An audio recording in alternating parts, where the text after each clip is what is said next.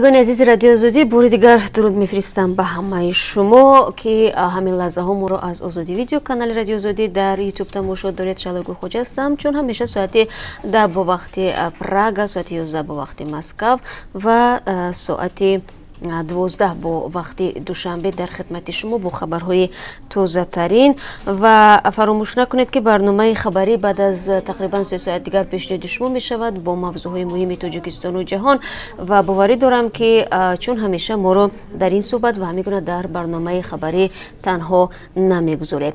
رمضان در میکوبت نرخ از حالا بالا رفتند. بالاروی نرخ گوشت و چند محصولات دیگر در بازارهای تاجیکستان باعث ناراحتی ساکنان شده است. با توجه به آنکه چند روز بعد ماه شریف رمضان آغاز می شود، طبعا مردم افزایش نرخ را به همین ربط میدن. هرچند خودی فروشنده های گوشت میگویند برای گران کردن محصولاتشان دلیل دیگر دارند. همکاران ما تلاش کردند در یک گزارش این موضوع را تحلیل نمایند و باید گفت که هر سال در آستانه ماه شریف رمضان نرخ محصولات غذایی در تاجیکستان بخصوص گوشت بالا رفته باعث به شکایت مردم میگردد. در گذشته تا جای شما هم خبر دارید شهرداری دوشنبه برای در یک ساعت نگاه داشتن نرخ تلاش کرده بود ولی به قبل ساکنان به جای نرسید. اگر این موضوع برای شما جالب است پس بعد از 3 ساعت دیگر ما رو در بخش مستقیم برنامه خبری همراه باشید.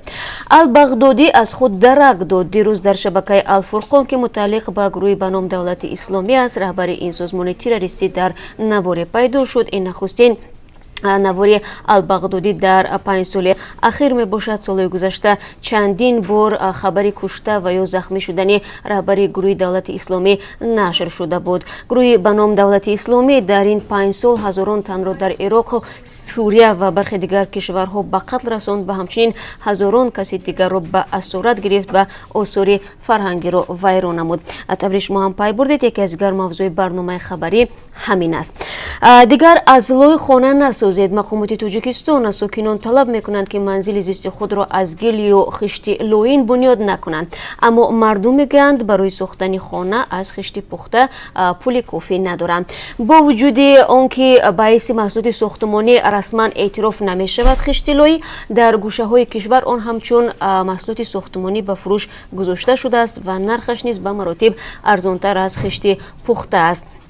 ولی طور مشاهده ها نشان میدهند در حالت پیش آمدن آفت‌های طبیعی به مثل سیل و زلزله خانه هایی که از لوی و خشت خام بنیاد شدند زود ویران میشوند. من بعد نفرانی که صاحب پارچه زمین شدند پیش از آغاز ساختمانی خانه باید چه کار کنند در برنامه خبری برایتان توضیح خواهیم داد. قلفینه خطرناک. دیروز مقامات شهر خوجند از رسته های بازار پنجشنبه مقدار زیادی قلفینه را از سودا برچیدند. گفته می شود این میوجود به هنگام انتقال از جنوب تاجیکستان و بنابر زیاد ماندن در راه ویران شده است. همکار ما صبح بر وقت به بازار پنجشنبه رفت و ببیند که تاجران و خریداران درباره صفت قلفینه ها چی میگویند و به هنگام انتقال این میوجود باید به چی اهمیت بدهند. تولد سگانیک در کولوب در شهر کولوب یک زن 26 ساله یک باره 2 دختر و یک پسر به دنیا آورده است.